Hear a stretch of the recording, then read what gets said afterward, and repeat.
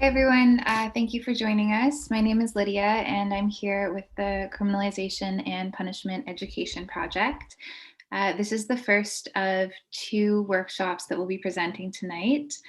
And so the first is a Know Your Rights workshop, which will be presented by Alexandria Booney. And this is presented on behalf of several different organizations. So it's presented by students, myself and Alexandria, of the Prison Law Practicum at the University of Ottawa Faculty of Law. It's also being presented by the Criminalization and Punishment Education Project, based out of Ottawa, in collaboration with the Jail Accountability and Information Line, which we'll be talking about a bit more later on, and several students' associations, so Outlaws, the Black Students Association, the University of Ottawa Law Union, and the Movement Defense Committee are also co-hosting this event with us. So before we get started, I'm just going to briefly go through a land acknowledgement. And as I enter this discussion, I'm coming to you from Ottawa, which is stolen Algonquin and Anishinaabe territory. The land that we are on is subject to the Dish with One Spoon Treaty. And so the dish or bowl represents so-called Ottawa, from the Great Lakes to Quebec and from Lake Simcoe to the United States. And we all eat out of this dish, so we all share this territory with one spoon. And so what that means is that we share the responsibility of ensuring that the dish is never empty, which includes taking care of the land and the creatures that we share it with. So importantly, there's no knives at the table, which means that we must keep the peace. On your screen, you'll see a few different links. And so the first on the right-hand side of the page is a link to nativeland.ca. And so this provides a map of the world, which allows you to enter in your location. So no matter where you're coming from today, you can log in and see which Indigenous territory you're occupying and the different treaties and languages relative to it. And next we have some donation options. So as a means of reparations, we recommend, if you do have the financial ability, to make a donation to one of these different sites and to become informed of some of the issues facing Indigenous peoples today. And so we also want to acknowledge the important roles that many Indigenous folks have played in our advocacy work, and how criminalization and punishment does disproportionately impact Indigenous folks. I'm just going to make a quick note on accessibility before Alex gets started. So unfortunately, we're not able to provide closed captioning right now, but we will have this live stream and all of the slides provided available on the CPAP webpage afterwards. And when we do provide the video, there will be closed captioning available. Oh, I was wrong. We actually do have closed captioning. So I'm going to pass it over to Alex now. Thanks. Thanks, Lydia. Like she said, my name is Alexandria, and I'm going to be the presenter for tonight. I just have a bit of an intro slide here to go over what we're going to be talking about. First off, I just want to say that I am a law student, so all the information I'm giving today is just information, not advice. Just because I'm a law student. This presentation is geared for those most at risk of criminalization and those looking to support people at risk. So for instance, if you're running a protest, this is all information that you should know and disseminate. Really useful for a lot of people. I also want to talk about the terminology I'm going to use throughout this presentation. I'm going to say reasonableness a few times, and that's going to seem pretty strange because this settler Canadian legal system is not reasonable, and the standard of reasonableness that the law uses is based on a white heteronormative standard, and so it's not reasonable, but you will hear it, and I want to let you know of that, because if you have been arrested, if you're in a courtroom, you're going to hear this word thrown around a lot, and you're going to wonder what it means, but it's essentially a standard that the law uses to determine what would have been an appropriate way to act in a circumstance. There's lots of problems with that, but I just wanted to lay that out for people. Also, just to review the sources that this is all based on, you can access the Steps to Justice Ontario online, which goes through really detailed different stages of arrest and all that. And then there's also a resisting fear, arrest, and repression sign that hopefully we can make available after this chat. That's also really helpful. So I've roadmapped this whole presentation into 3 major sections. Pre-arrest, so everything that you should know before going somewhere that you might be arrested, or before setting up an event that there will be a police presence. And then we'll speak during the arrest, like what actually happens when you're arrested, and then post-arrest, so bail, transport, all that kind of details. So right now we'll be discussing the pre-arrest phase, which I'm going to talk about the basic legal rights that you should know, what it's like to be detained by police, and things to consider when going somewhere with a police presence. So the Canadian Charter of Rights and Freedoms gives us in so-called Canada certain legal rights when you're detained or arrested. And I'll go into the difference between being detained or arrested a little bit further on. But right now, these are the basic rights that are going to lay the foundation for everything that I'm discussing further.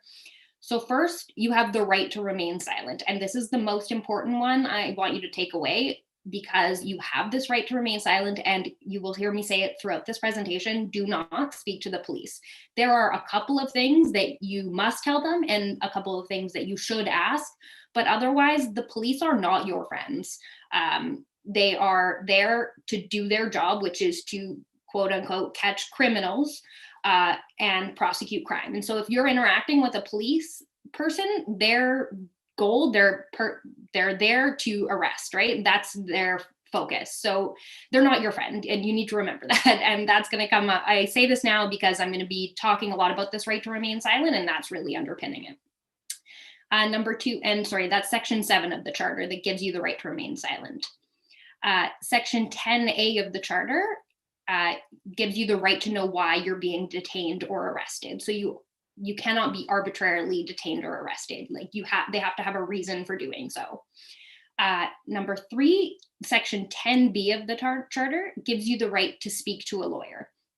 And you also have the right to be brought before a court within 24 hours. That's section 5031 of the Criminal Code of Canada. Now, being brought before a court can look different. It might not be within 24 hours. You know, if you're arrested over a weekend, if you're arrested Friday night, it's again, here's the word reasonable, what's reasonable. So it might end up looking like a Monday appearance, but generally it's 24 hours or the soonest that they can get you in front of a court. So being detained by police, this is different from arrest. It's sort of like pre-arrest. It'll happen, it'll look like when you're walking on foot, maybe you're on a bike or in a car, you're pulled over by police and questioned. You're not under arrest, but you're being investigated. So this is when that right to remain silent comes up. You're being investigated. They're investigating some sort of crime. So do not speak to the police. You do not need to speak to the police if you're detained on foot. You do not have to provide them with any information if you are on foot. Now, it changes a little bit. If you're on a bike, you only need to provide your name and address. And if you're detained in a car, you only need to provide insurance, your license, and your car registration. That is all you should provide. And otherwise, you should exercise your right to remain silent. They're going to question you. They're going to use different tactics, maybe try and be your friend, maybe even ask you, oh, what's this protest about? Even if it's something benign as that, I would strongly encourage you not to speak to the police. Again, they are not your friend. They are there looking to criminalize folk. So you don't need to speak to them on foot, and you only need to provide very basic information if you're detained on a bike or in a car, and that is it. When you're being detained, you do have the right to ask, of course, why you're being detained. And you should also know that if you're being detained, they have the right to do a really preliminary search. So they'll pat you down very slightly. They can't go through your stuff, but they might be able to do just a very, very preliminary pat down search.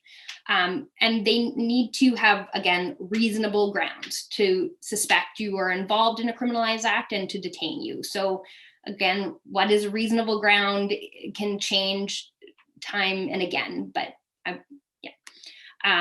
So if you're going somewhere like a protest where there's a possibility of being arrested, like I said, you should know that there's a possibility you can be searched. So you should think about that when you're deciding what you want to bring to wherever it is you're going that might have a police presence.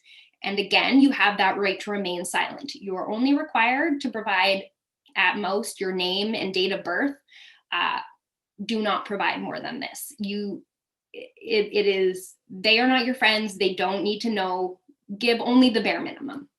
If you are going somewhere with a police presence where there's a risk of being arrested or criminalized, I would recommend that you bring all essential medicine, enough for 3 days. I know I said that you'll be brought before a court within 24 hours, but again, that reasonableness thing comes up, and if it's a weekend or something, it might be a little bit delayed. And if you don't have your medication, they will not provide it for you. So bring those medication. Wear your glasses if you wear contacts. Make sure to wear your glasses, because if police are using tear gas or something, that can get in your eyes. Also, I wear contacts and I've slept in them, and that's terrible. And if you're if you're being detained, you're likely to be there for a long period of time, and you're not going to want, just a comfort thing, you're not going to want to be in your contacts. Things can get violent and aggressive as well. You might lose a contact. So it seems like a little thing, but wear your glasses. Write the number of a lawyer or legal aid on your body when you're going to a protest. Again, you're not going to necessarily have access to your phone or other items, and so it's best to have that on your body. And also, it's another little tip, but wear long sleeves and pants when you go somewhere that you are at risk of criminalization. Protests can be really chaotic, and cells are kept cold. It often is a tactic to get you to talk, and you're likely going to be there for quite a while, so wear some warm clothes. So that's sort of the basic information you should know anytime you're going somewhere or that there's a risk of arrest. But let's get down into what is arrest. So we're going to discuss that. We're going to talk about police searches during arrest, which can be more extensive than when you're just simply detained. We'll discuss speaking to police, because has already become a theme. You should only provide the bare minimum of information to police, because anything that you say to them can be used against you. And we'll also talk about the phone call and probably some of the misconceptions that people have about the phone call based on, movies and TV. It's a little different in Canada. So just very briefly, the process of arrest, I have it laid out here. It's going to look a little different for everybody, but most of these steps will happen most times that someone's arrested. So you're arrested, you're likely transported to the holding cell or the police building, and then they'll conduct your intake. They may fingerprint you here, depending on the level of the crime that you're being charged with or not. They'll do some other preliminary intake things. You'll likely be held in a cell for some period of time, could be quite a while. Then you'll have your phone call, which will be to a lawyer. You may or may not have an interview by a detective, again, depending on what your charges are. You may or may not be fingerprinted, and then you'll likely be transferred, during COVID, it'll likely be a video appearance for that first court appearance that I talked about. So what is an arrest?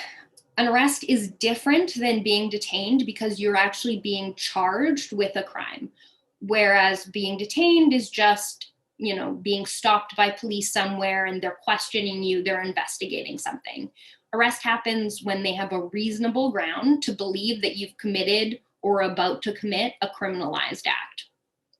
You are not free to go when you are arrested. The police are very likely to handcuff you as well, just for your own information. Expect that. They'll probably handcuff you and then transport you in the back of a police cruiser, depending on where you were arrested. And I should say that reasonable grounds here is more than just like a suspicion that you've committed the crime. They do have to have like more than a hunch, but maybe less than like full proof. They have to have some evidence that you've committed or are about to commit a criminalized act, something to base your arrest on. So searches during arrest. Once you are arrested, they are allowed to do a much more thorough search of both you and your immediate surroundings. So when you were detained, they can do a little brief pat down. If you're arrested, They can fully search everything on you, your clothes, your pockets, everything, and your immediate surroundings. So what does that mean? It's your clothing, anything you're carrying, like a purse or a backpack, your car, if that's where you're arrested. So, you're driving, you're pulled over, and then you were arrested, they could search your car then. And now they can search your cell phone if you don't have a password on it. And now that might seem a little strange, but think of it this way, they can come and knock at your door, but they can't search your home unless they have an arrest warrant. So it's a bit like that, having that locked door on your phone. So a tip is to always keep a lock on your phone. They're absolutely not allowed to search it if it has that password. And you should also know that the charter protects you from unreasonable search and seizure. So that means they can't just destroy your stuff. If you think that you were unreasonably searched by police during your arrest, that's definitely something that you should speak to your lawyer about. And resisting arrest. There is a very strong likelihood that if you resist arrest, the police will add a bunch of additional charges to you. Obstruction of justice, depending on the scenario, depending on what happened, they might charge you with assault of a police officer, etc. So if you think that you were unlawfully arrested, don't resist. The best time to raise that is with your lawyer afterwards. Don't incur additional charges onto yourself. So again, speaking to police during arrest. Now I'm going to go over the few things that you should tell them during the arrest, the few things that you have a right to ask. And other than that, I strongly, strongly recommend you say nothing else. Anything that you say to the police can be used against you. And as I've said, police are not our friends. They are there to prosecute crime and criminalize folk, put them into the criminal justice system, right? That is their end goal. Police don't arrive when the crime's occurring, they arrive after, right? They're not there to keep the peace. So they're not our friends. Don't speak to them. You must tell the police if you're arrested, your name, your date of birth, and your address. Other than that, that's all the required information you need to tell them. You have the right, the constitutional right, the legal right to ask what you're being charged with, and you have the constitutional right to ask for a lawyer. Now, if you don't speak English or you're not fully fluent or not understanding, you also have the right to ask for an interpreter to interpret, to help you with the entire stage of the arresting process. Now, I'm just going to say it again. The only things that you need to tell the police officer is your name, your date of birth, and your address. Other than that, remain silent. Do not talk to the police. Again, you have a constitutional right to remain silent. Anything you say can be used as evidence against you. I know this might sound a little bit repetitive, but it's truly one of the biggest things that you can do to protect yourself in an arrest. The police are going to keep questioning you. It's unlikely that you're going to say, I want to remain silent, and that they're just going to leave you alone. They're probably going to keep bugging you. You can say something like, I do not wish to give a statement or answer any questions. I want to exercise my right to remain silent, and just keep repeating this. Every time they ask you a question, just say it over and over and over again. Now, a few slides ago, I laid out the order of, a general order of arrest, and I said one of those stages are a potential detective interview. This is a very important time to exercise that right to remain silent. They're going to be questioning you. They're going to employ a lot of tactics, try and be your friend. You're going to be in a cold room, all these different things. Stay silent, ask for your lawyer. That's all you should be saying. And here comes a phone call. I'm sure you've seen movies where, people are saying, I want my phone call, and they call, their mom or their friend down the block. In Canada, it's a little different. It's not what you've seen in the movies. Your call is to your lawyer and nobody else. It might not even be you making the call. It might be the police officer or whoever's there during your intake. They'll ask you, do you have a lawyer? And they can give them a call. Another little tip here, don't let them trick you into unlocking your phone to get your lawyer's number. there is a centralized database of lawyers and their phone numbers. They can access that and find your lawyer if you have one already, or they can get the number to legal aid. Don't let them trick you into opening your phone, because as soon as you open that phone, they could potentially search it. So just a tip right there as well. Fingerprinting as well may or may not happen to you, but I just wanted to go over it. It will likely happen if you're charged with an offense that carries a sentence of 2 years or more, but it doesn't automatically, but being arrested doesn't automatically mean you're going to be fingerprinted. So just a flag there. And moving into the post-arrest. So, you've been arrested, you've gone through the intake. I'm going to go through some of the important terms that you're going to encounter when you're in the courtroom. What is that first appearance like? And I'm going to talk about the first appearance and then bail, because sometimes your first appearance isn't your bail appearance, which can be a little bit confusing. And then I'll talk about release and conditions. So definitions. A bail hearing is a court appearance where a judge is going to decide whether or not they are going to release you into remand or out into the world before your next court appearance. So what's remand? Remand is the detention facility where people are kept prior to being convicted. So before your trial, before your bail hearing. Remand is where you're kept when you're legally innocent in terms of how the law views you. You haven't been charged, you haven't been convicted by a judge. So a bail hearing will go one of two ways. Either you're released or you're remanded into remand. A surety. You may not encounter this word, but it's a strange one, so I wanted to raise it as well. That's someone who acts as a guarantor for the person being charged with the crime. They pledge an amount of money and basically agree to supervise you and ensure you meet the conditions that are part of your bail, which the court will impose on you. And, if you breach those conditions, your surety might be out an amount of money, and you'll likely be reapprehended. And sureties will be asked for by the judge or the court in that situation, but just so you know what that means.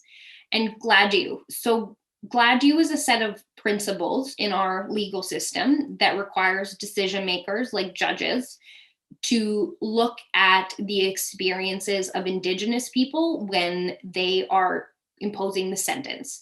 So what that means is, in Canada, there's a system of settler colonialism that has oppressed Indigenous people for hundreds and hundreds of years. And so that plays out into the lives of Indigenous people who are caught up in the criminal justice system. And so the court considers those when imposing sentences, and often lessens the sentence in order to take into the fact that, these people were caught up in crime because of the Canadian state and what we view as criminal and all of that. So it's a set of legal principles. So it'll really come up if you're an Indigenous person being charged with a crime.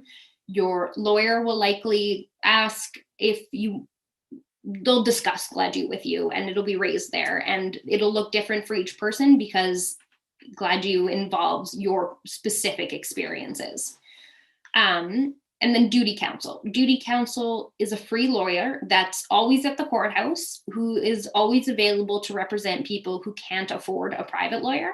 So they're good for bail and those first appearances. They're really knowledgeable, and they're always there for you. So that first court appearance, after being arrested and processed, like you said, the law requires that you're brought before a court within 24 hours. It might be a bail hearing, but more likely it will be to schedule a hearing. And so that hearing, it's to schedule a hearing for the bail hearing. It seems really confusing and kind of time wasty. And honestly, that's our court system. But so yeah, don't expect that the first court appearance that you do is going to be a bail. It's sort of unlikely. It's going to be there. They're going to be giving what is called disclosure. And that's just all the information that the police and Crown have gathered about your case.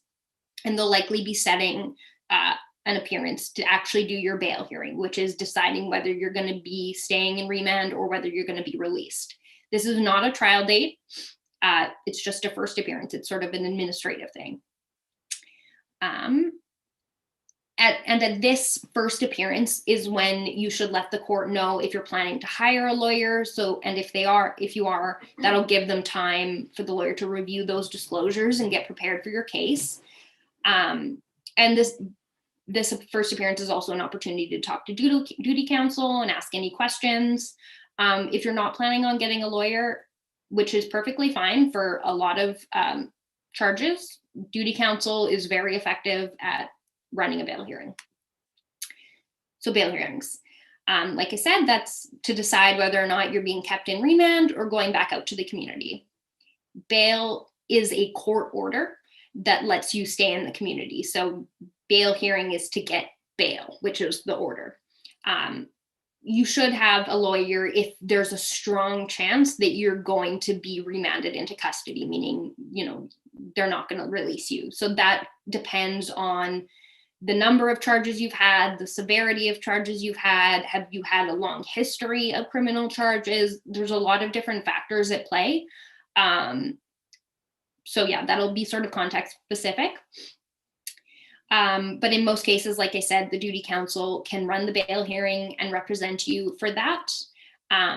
You should also know that in bail hearings, in most situations, the Crown is there to prove that you shouldn't be released. So they're going to argue that you shouldn't be for whatever reason, and you or your duty counsel will argue that you should be released. Sometimes it's not contested. Sometimes the Crown will agree on certain things with your lawyer or your duty counsel or you, and will agree to just release you based on certain things. That's a non-contested bail. But most bails are contested, where the Crown or like the government side is arguing that you shouldn't be released. So release and bail conditions. It's part of the law that judges must impose the least onerous, so the least oppressive form of release on the accused, unless the Crown, so the government, shows why they should not be the least onerous. So jail shouldn't be the first thing that they do, is what that means. Conditions can include all kinds of things. It's entirely up to the Crown and your lawyer and the people in that courtroom at the time to come up with your conditions.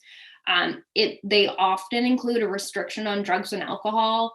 They restrict physical places that you can go and who you can see. Now, these are really problematic a lot of the times because the reasonableness standard is white, cis, hetero, male, they're not taking into consideration the context of a lot of people's lives. So if you don't think that you can comply with one of these conditions, raise that immediately with the judge or your lawyer. If you access services in a certain area and you need those services to get by, to live, to do whatever, and they're saying you can't go there, that's very much something that you should raise. Because if you breach a bail condition, you will likely face more charges. It's very possible you'll be taken into custody. You'll lose that freedom. And if you raise it, I can't guarantee, of course, that they would change the conditions, but raising it, having it on record is really important. So yeah, those conditions, yeah. And COVID considerations. So things are a little bit different now because of COVID. Police powers have been expanded and then pulled back. And even though they've been rolled back, what happens at the administrative level, like Doug Ford and the head of the police services, is often different than what happened on the ground. So maybe the province and the heads of police have said, okay, we're not going to arbitrarily stop people. But on the ground, that's likely to still happen because, as we know, racialized people are constantly harassed by police. And police on the ground are likely to think that they still have these new expanded COVID powers. But you should know that carding, which means the police stopping and asking you to give them your ID, is not constitutional. As I've said, if you're on foot, you do not need to provide the police any information.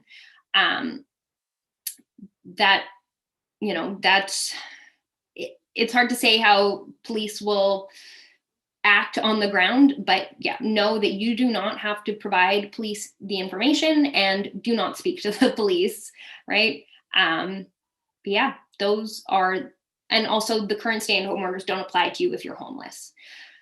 But those are sort of, that's the broad overview of your legal rights pre, during, and post arrest. So I'm happy to take some questions now. And no question is silly. I'm happy to go back any slides if you need. Yeah, happy to take questions if that's possible here.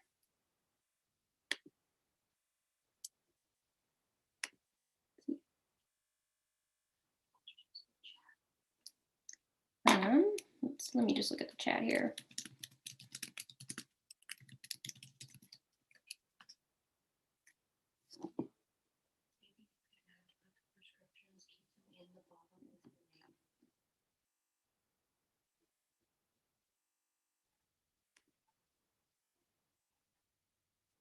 Okay, no questions yet.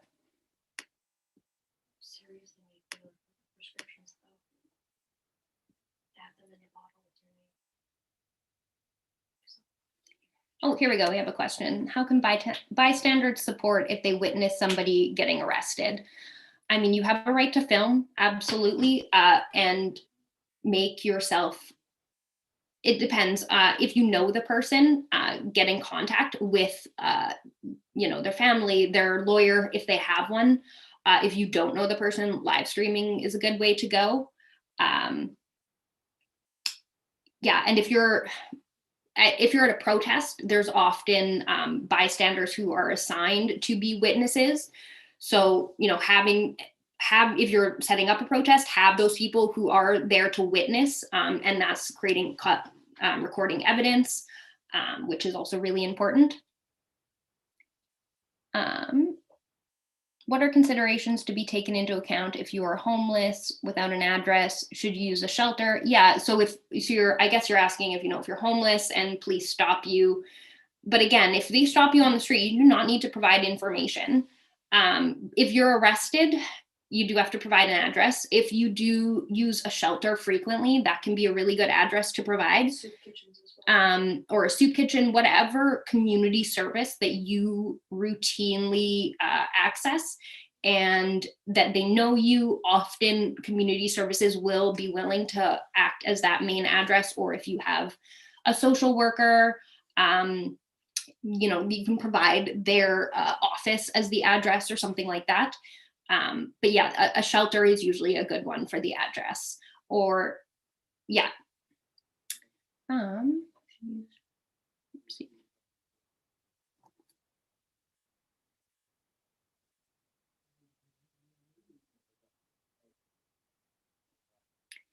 If you're only allowed one call for a lawyer, how would you arrange for a surety to cover bail? So that the surety will happen probably not on your first appearance.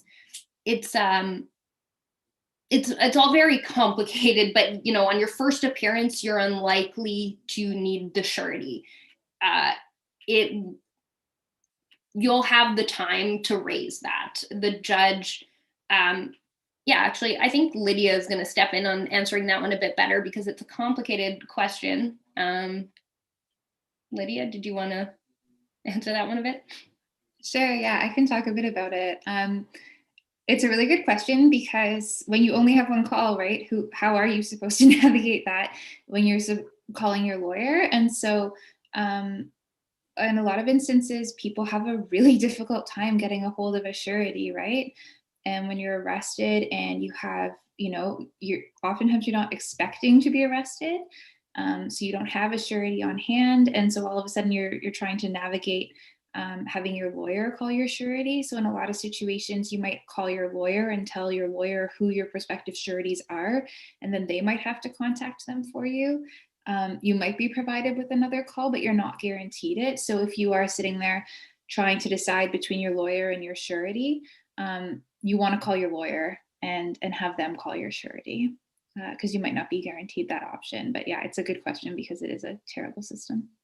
And another thing, as bystanders, like if you're going somewhere and you're at a risk of being criminalized, like have that information with you and share it with your friends, so that if there's a bystander like seeing you being arrested, they can maybe contact your surety. Now, this is context specific. You need to know these people.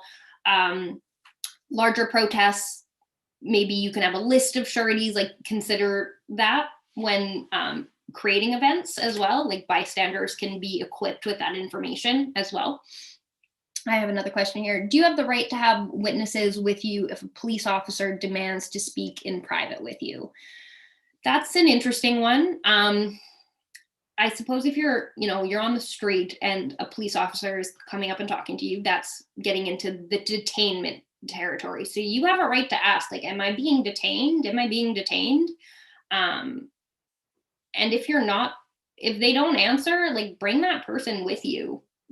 Like, if they're not arresting you, bring that person with you. Like, I wouldn't go off with a police officer on my own. Like, why are you trying to that's a hard one to answer because it depends on what situation you're in. But if they're not arresting you, I personally wouldn't go speak with them in private with you. Like, I'm going to use the protest example.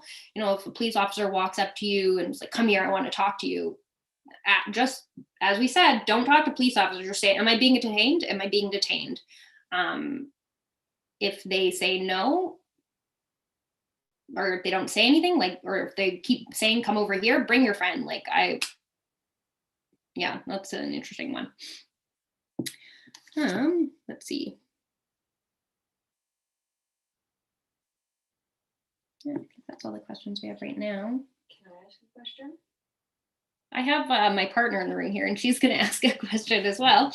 Yeah. So you mentioned that we should keep 3 days worth of our prescriptions with us if we're at risk of being, criminalized. I'm wondering, is it a good idea for us to bring them like in a plastic bag, or should we empty out the rest of our prescriptions in our pill bottle with our name on it and keep them in that? Yeah, that's a good question. I would recommend keeping them in your pill bottle and just keeping like the days that you need with you, because they're more likely to believe that you need it medically if it has that medical prescription on it. But don't bring all of it, because I don't want it all to be confiscated from you. But that's a good tip, that if you're bringing the medication with you, as I've recommended, keep it in the medication bottles, because police and jail officials are going to constantly question you and question everything that you're saying. So that's a good tip. But Suhail wants to touch on the first question. I think the surety one briefly. Suhail, did you want to jump in on that? Yeah, sorry. I just wanted to touch base on the question about the if you witness like someone who's being arrested. Mhm. I feel like, like you might witness like a lot of times, like people might witness someone who's being like detained, maybe like questioned, and not necessarily like being arrested, like being harassed by the police, being displaced by them, etc., etc. I think it would be important to like bringing it back to just like caring communities, basically like caring for each other when one of us is at harm. So basically, that can look like filming the interaction between the person and the police from like a distance that they wouldn't tell you that you're interfering with whatever they have going, and like give them like a reason to employ some violence against you or whatnot. But like filming and avoiding to film the person affected's faces, like filming the officers, their badge numbers, getting their names, because they have to give you their names and show their badge numbers. Maybe like after that interaction is done uh, with that person as well, and also just like checking in on the person and seeing like how they're doing, like how, if they need like any support. Like sometimes police officers, they catch us like out like far away from people that care for us, so it's good to just sometimes see if that person is open to just like, yeah, like if they need anything, in a sense, if they need anything, and if people can come through. Thanks, Sue. Got another one here. Can an officer tell anyone not to video record? You have the right to record. They're probably going to tell you to stop recording. They don't want their poor behavior to be recorded, but you have the right to record. You just cannot get in the way of an arrest or whatever it is they're doing. And so like look out for yourself as well, like stand a bit away, but absolutely you have the right to record. They're gonna tell you to stop recording, absolutely, but you have the right, so keep recording. Let's see.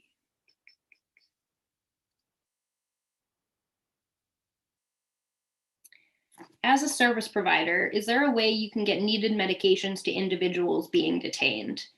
Lydia or Suhail, do you know the answer to this one? I know that it's incredibly difficult to get necessarily. Sorry, can you repeat that again? Yeah, for sure. As a service provider, like a social worker or a human service worker, is there a way you can get needed medications to individuals being detained? Like if they didn't bring their meds with them and, you know, they had a social worker, is there a way to get them that meds? I mean, like folks can try. Like I don't know if there's like an official way that people can get the meds to folks who are being detained on the spot. But I'm pretty sure that if the person is at the police station, although like I can't give a definitive answer, I know that usually the stays at police stations are not too long, and like several people have been killed at the hand of the state at police. Like several people have had like seizures because the police are not giving them their medication. Um, the only like advice I give is like to try your best and like to document stuff. So basically, like, yeah, like if you can like have like a written record, either like by sending like email to the police station. If you have loved ones on the outside, they can send an email to the police station saying that like, yo, we tried to bring in this medication and they refused it. If it's like important medication, just like hope your loved ones is gonna be okay. But like it's unsurprising that like police don't give people the medication they need. And afterwards, when you go to OCDC, when you're detained, let's say in provincial jail, then it's another shit show because they either like suspend or change your medication, or don't even give it to you sometimes. So it's another struggle as well to trying to get it while you're in. Yeah, it really is. I don't think I mentioned at the top, but I've been working with Lydia and Suhail on the jail line for this last year, and a big issue that we deal with in terms of the prisoners at OCDC is access to medication. They're constantly denied this. And so in an even shorter stay, like remand, it's, as Suhail said, like it's hard to say in each individual situation, but bring that medication with you if you're, or carry it with you if you're worried that you might be criminalized, because the police are not our friends. They're not on our side, right? They're constantly questioning everything you're going to say and not going to believe you. So bring it with you, because it's incredibly hard to get anything to someone behind bars. Also, so I have a question here. If you have a consent on file for an individual, is there a way to find out if someone is being detained? I'm not entirely sure what that means. Like, you're their lawyer. If someone wants to just clarify what that means, I'll move on to a different question. Question on a technicality. Do you get one dial to a lawyer or a completed phone call to a lawyer? If you don't get a hold of your lawyer or the legal aid right away, do you get to keep calling?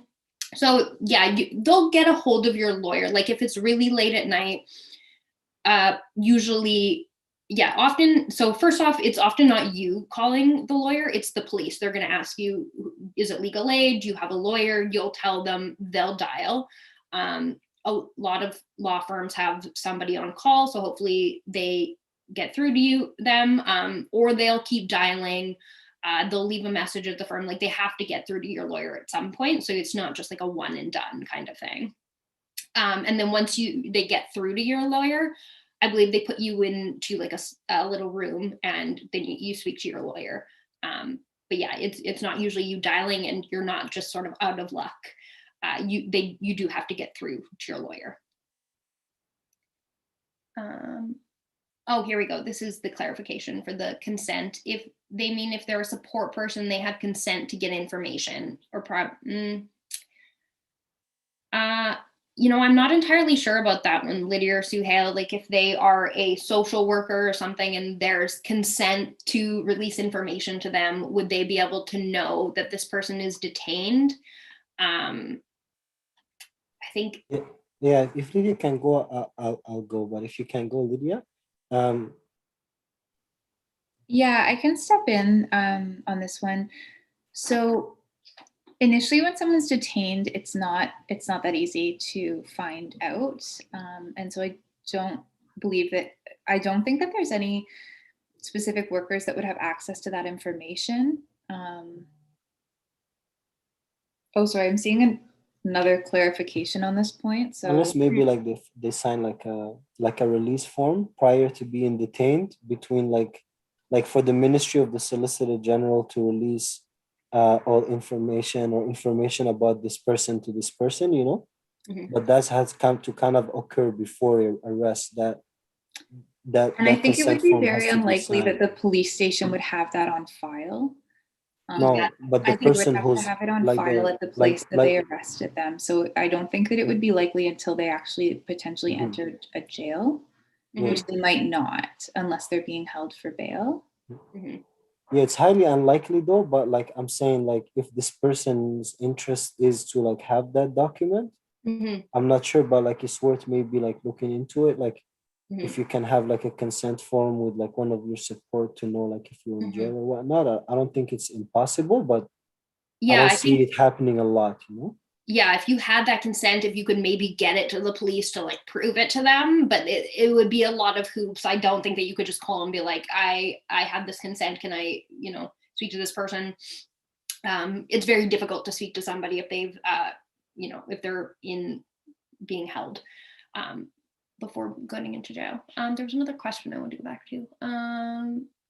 Not a question, more so a comment, but I do wonder how to support people I see getting harassed by the police and want to learn how to police the police better and support people without it seeming like a spectacle.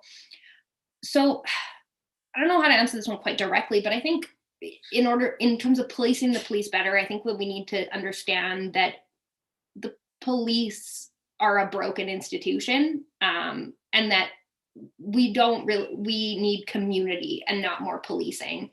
um, Finding finding resources in your area to call that are alternatives to the police is a really great way. Like, there are situations where you're like, okay, I need somebody to come, but I don't want the police. Like, finding those resources in your area and having them in your phone so that if a situation arises, you have those alternatives to call. That's a really good way.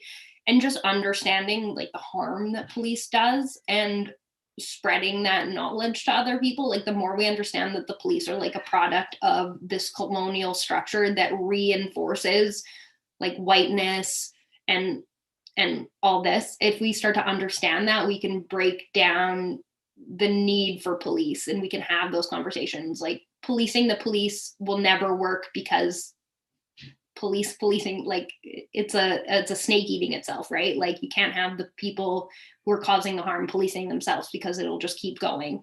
So understanding that, yeah, knowing the resources in your area is really good. Checking in with the person avoiding filming. um, don't invite, if you're doing a protest or something, don't invite police, don't provide police information about it. Like, that can all be used against you. Even the most benign information, you might just think like, oh, they're providing security for protests. No, they're not there. They're there to surveil. So understanding all that is a really good way to, just help individuals in society if we can get to a place where we understand that, like, we don't need the police. Hope that helped. um, yeah. Um, Lydia, is your next one at 7 or 7:30?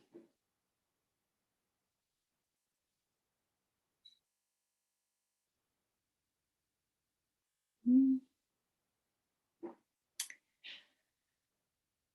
Um, see, any other questions? If your legal rights are violated during the arrest and detention, could that process be legally rejected?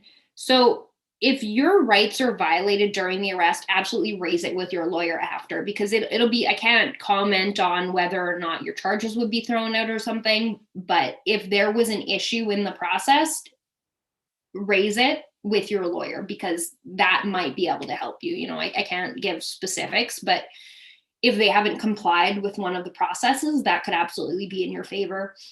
You know, that whether it's like an unreasonable search, whether they had grounds to arrest you, all, or even grounds to detain you, all of that. So yeah, if you think something wasn't done properly, bring it up with your lawyer. Absolutely.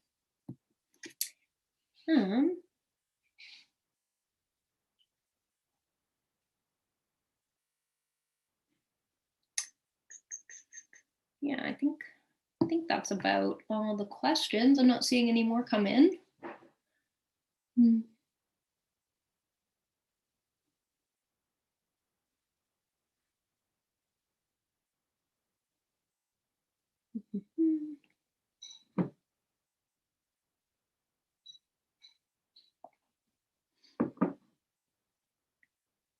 Yeah. I think I think maybe like very quickly, like it's worth mentioning that there are certain like already existing like avenues to like grieve the abuses and the violations that happen while you're being detained or arrested, and while you're incarcerated at the police station or at the jail. Um, but the already existing avenues are constructed in a way that don't really hold the system accountable for the violations that happen to people, and doesn't really like bring redress to the system. That like if it would, we wouldn't have been here, you know, talking about it. You know, like everything would have been smooth sailing as written in these fancy documents that the governments or other people like produce.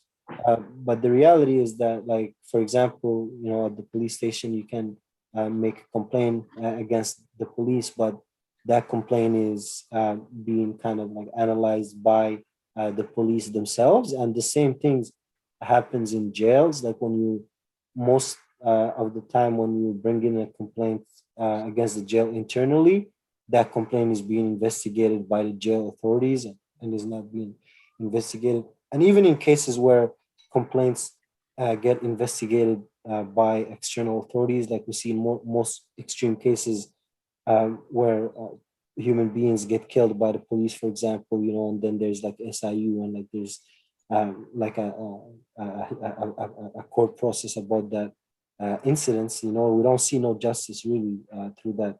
So it's the same kind of way, like there's no justice through kind of the already existing avenues, but there are some, for example, like if, for example, your rights have been violated, you know, like certain, there are certain, for example, in Ontario, there are certain categories that are protected by the Human Rights Code. And for example, during arrest, if you're a trans person and you know, you have been you, for example, you're a trans you know, man or a trans woman, and you have been strip searched by someone that like a gender that you don't agree to be strip searched by, then you know, you potentially have like a human rights case that protects your gender, you know, that protects you on gender grounds. Um, and there's also like offices of the ombudsman. So the ombudsman is like very useless office, but like that you can call to make complaints to them as well about that. Like they keep stats and such, and they produce some very horrible reports at the end of the year. But sometimes they're useful. The thing is, like, people are disgruntled by them, and like they don't do nothing for them. So and also like those processes are lengthy, you know, it takes like years sometimes to like get through stuff. I got some more questions here. Someone wants to know just generally how to behave around police. I generally just get scared, but want to have more confidence in the face of them. Well, how to behave? Don't talk to them. That's our takeaway here. But if you do, you know, obviously you're asking, what do you do if they're talking to you? Don't say much, but yeah, it depends a lot on, your race, ability, dynamics, like how they're talking to you is often dependent on, like, are you racialized or not? Someone who's white is going to probably get a better reaction from the police than the racialized person. But if you're interacting with them or they're talking to you, just ask, am I being detained? Am I being detained? Am I being detained? Like that's really the determining factor if you can just walk away or not. Or if you see someone talking to the police, be like, are you detained? Are you detaining them? Like, you don't want to talk much to them. But yeah, you don't want to talk much to them. But you do have that right to ask if you're being detained, and also just think about yeah, I'll leave it there. I got some more questions. How would you go about making complaints being injured by the police while being detained but not charged? I've often had vulnerable clients with their heads bashed open or cruisers put in detention, but no charges were brought against the client. I think, if Lydia or Suhail wants to jump in here, but my initial thought is that they would likely have to hire a lawyer to bring a charge or file a complaint against the police officer. I'm not entirely sure of the process there. You could also give the jail line a call, if you're held, not for your first call your lawyer. You know what? I'll get Lydia to jump in here. She said that she could answer and she'll probably do a better job on this one. Thanks, Lydia. Yeah, no worries. So there is a special investigations unit, the SIU, which is specifically created to make complaints about police conduct. So in Ontario, that's who you would want to make the complaint to. Although it should be noted that this organization has been criticized quite heavily in the past for having sort of a lack of critical analysis. Mm-hmm.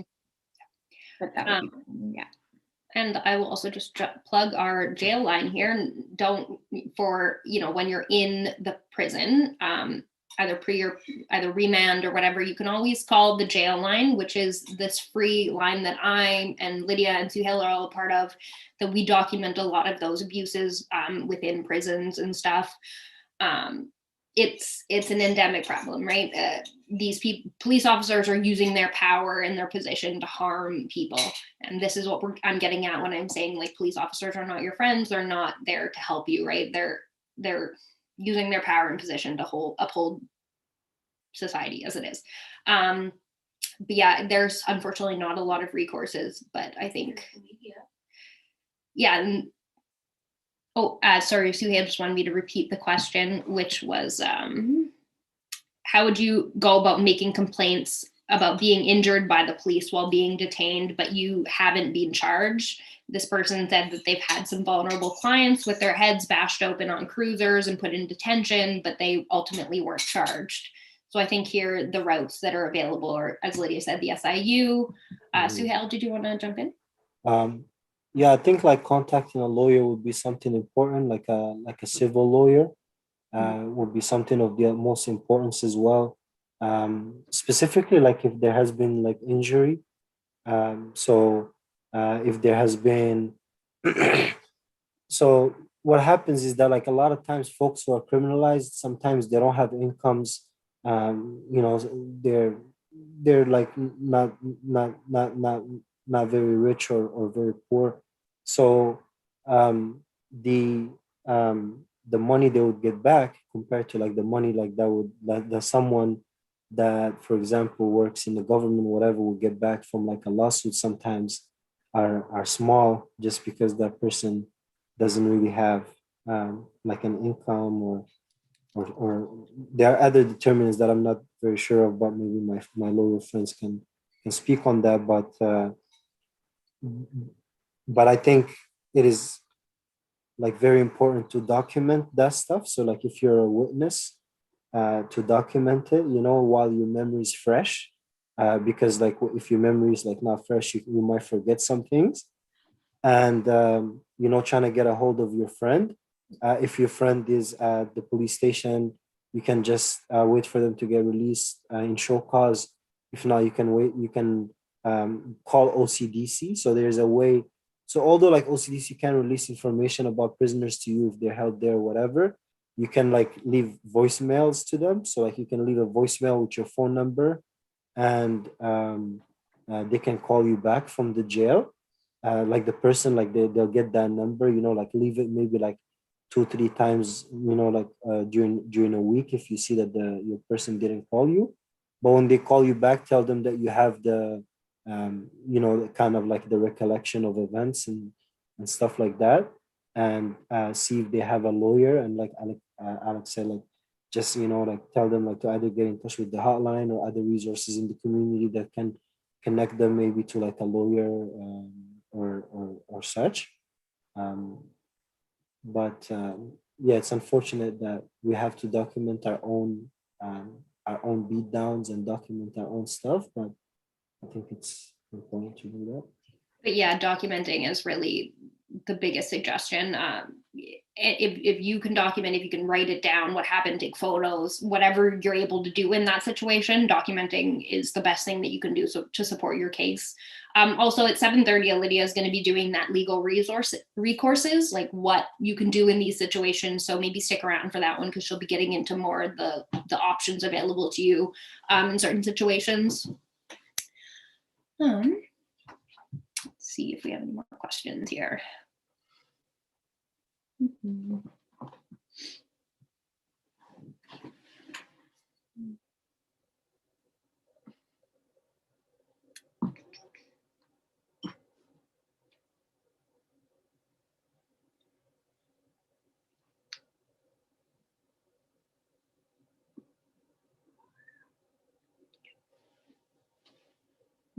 No more coming in just at the moment.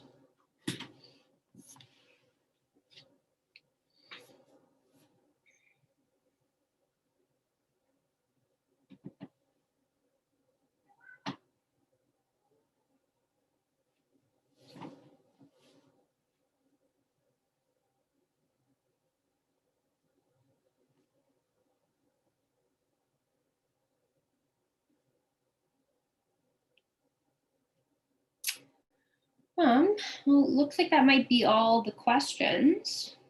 I'm not sure if we have any more. All